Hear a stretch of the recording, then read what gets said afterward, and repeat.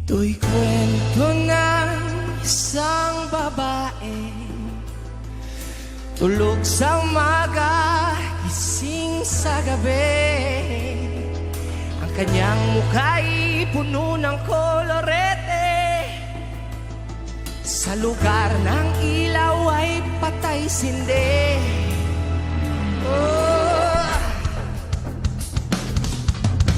Simulan natin ang istorya ko'y kanyang matalik na kaibigan. Ernesto ang aking pangalan, kwentong dapat niyong malaman. Huwag nang magbulag-bulagan, bakit nais natin ay malaman ang baho ng iba.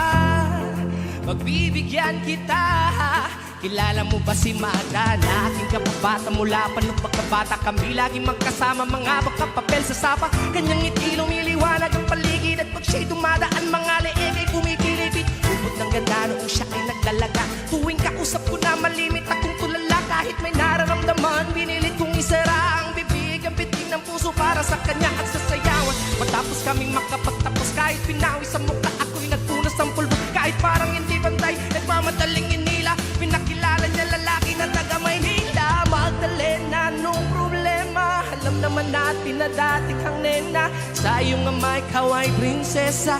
Anong nangyari sa'yo? Ito'y kwento ng isang babae, tulog sa umaga, gising sa gabi. Ang lamig ng mapalakpakan, may mabagal na kanta sa maliit na entablado. Ay nakita ko na, ako'y nagtaka, nagtanong, nagkamot. Bakit siya sumasayaw na sapatos lang ang suot? Yung Magdalena,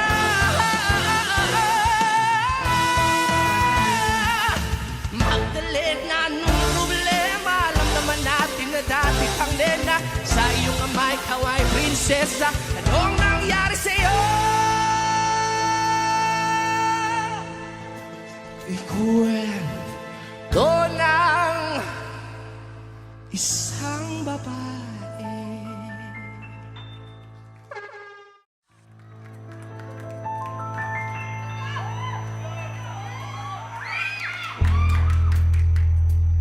Ito'y kwento ng isang babae, siya'y tulog sa umaga, gising sa gabi.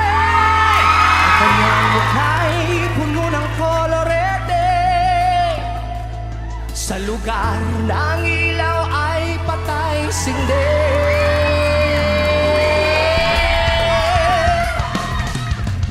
Simulan natin ang istorya ko'y kanyang matalik na kaibigan. Ernesto ang aking pangalan, kwentong dapat niyong malaman. Huwag nang magbulag-bulagan, bakit ang nais natin ay malaman ang baho ng iba. Pagbibigyan kita, kilala mo ba si Mada na aking kababata mula pa nung pagkabata kami laging magkasama, mga papel sa sapa. Kanyang ngiti lumiliwanag ang paligid at pag siya'y dumadaan mga leeg ay pumipilipit. Ubod ang ganda noong siya ay nagtalaga. Tuwing kausap ko na malimit akong tulala. Kahit may nararamdaman, pinilit kong isara. Bibig, bitik na puso para sa kanya at sa sayaw. Matapos kaming makapagtapos, kahit pinawi sa mukha ako'y nagpunas ang pulbos. Kahit parang hindi pantay, nagmamadaling ginila. Pinakilala niya lalaki na taga Maynila. Magdalena, anong problema? Alam naman natin na dati kang nena. Sa gabi-gabi kaway na sa selda. Nung nangyari sa'yo, ito'y kwento ng isang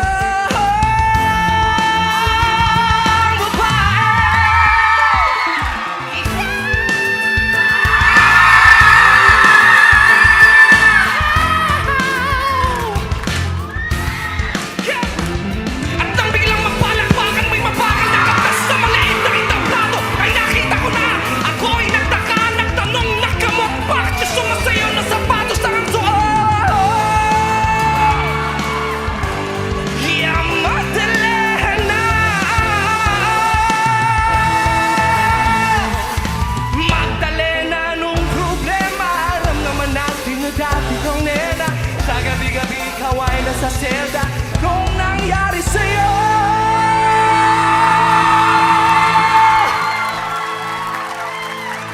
kwento ng isang babae.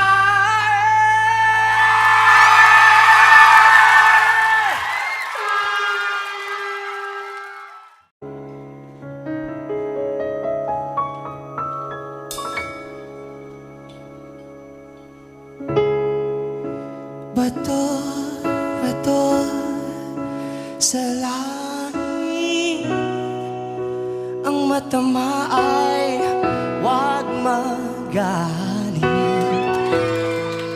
Bato, bato, bato sa langit, ang matama ay huwag masyadong halata. Tao po, nandyan po ba kayo sa loob ng malaking bahay at malawak na bakuran? Mataas na pader, pinapaligiran, nakapilang mga mamahaling sasakyan, mga bantay na laging bulong ng bulong. Wala namang kasal pero marami lang nakabarong. Lumakas man ang ulan ay walang butas ang bubong, mga plato at kutsara na hindi kilala ang tutong. Galing na si Pudigan, isa na sa kahon, kahit na hindi Pasko sa lamesa ay may hapon. Sarap sigurong manirahan sa bahay na ganyan. Sabi pa nila ay dito mo rin matatagpuan ang taong na nagmamay-ari ng isang upuan. Pag may pagkakatao ay pinagagawan, kaya naman hindi niya pinagkakawalan. Makikita ko lamang siya ay aking sisigawan. Kayo po na nakaupo, subukan nyo namang tumayo. At baka matanaw ninyo ang dandag kalagayan ko. Mawalang galang na po, mawalang galang na po sa taong nakaupo. Sana naman matanaw ninyo. Dahil sa dami ng pera nyo, walang doktor na makapagpapalinaw ng mata nyo. Kaya huwag kang masyadong halata. Bato, bato sa langit, ang matama'y huwag magalit. Bato, bato, bato sa langit, ang naman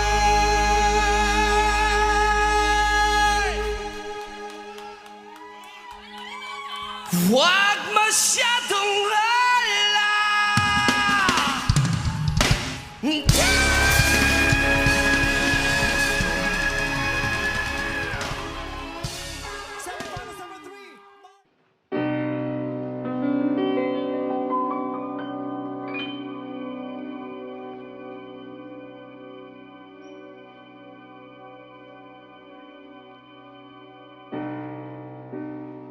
Bato, bato sa langit, ang matama ay huwag magalit. Bato, bato, bato sa langit, ang matama ay huwag masyadong halata.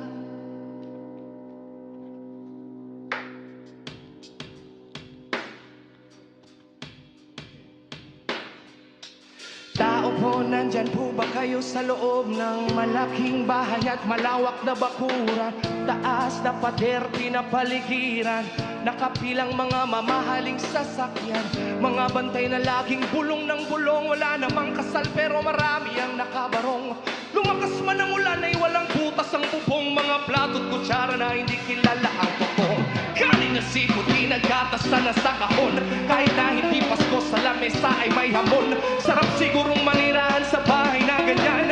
Sabi pa nila ay dito mo rin matatagpuan ang tao na nagmamay-ari ng isang upuan. Pag may pagkakatao'y pinag-aagawan, kaya naman hindi niya pinagkakawalan. Makikita ko lamang siya ay aking sisigawan. Kayo o na nakaupo, subukan nyo namang tumayo. At baka matanaw